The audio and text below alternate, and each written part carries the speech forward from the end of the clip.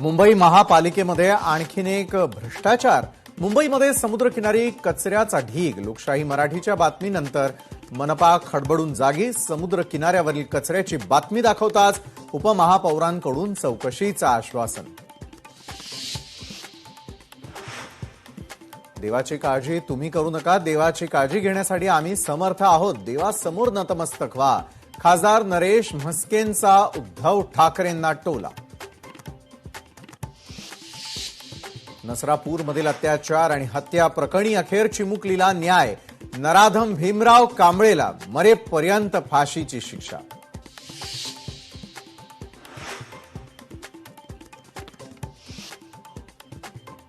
नसरापूर प्रकरणामधील निकालावरती मुख्यमंत्री फडणवीसांनी व्यक्त केलं समाधान. न्यायालयानं अतिशय योग्य निर्णय घेतला. मुख्यमंत्री देवेंद्र फडणवीसांची प्रतिक्रिया.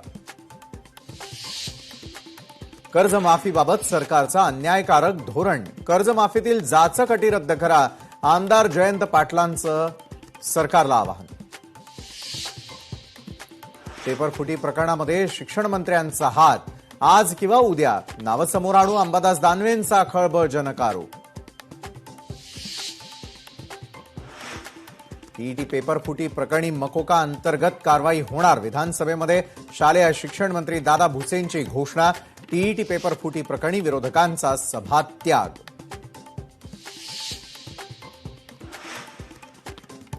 मल्लिकार्जुन खरगेंची पुन्हा एकदा राज्यसभेच्या विरोधी पक्ष नेतेपदी निवड. खरगेंनी राज्यसभा खासदार म्हणून शपथ घेतल्यानंतर संसदेकडून घोषणा.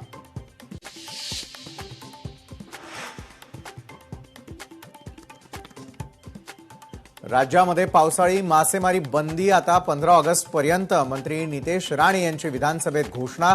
मच्छीमारांचं रक्षण या हेतूनं मासेमारी बंदीचा निर्णय.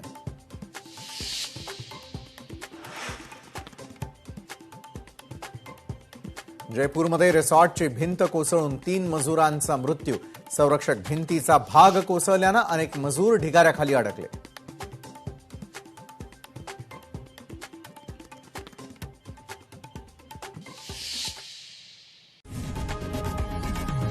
लोकशाही मराठी ऐका, पहा, जागरूक रहा.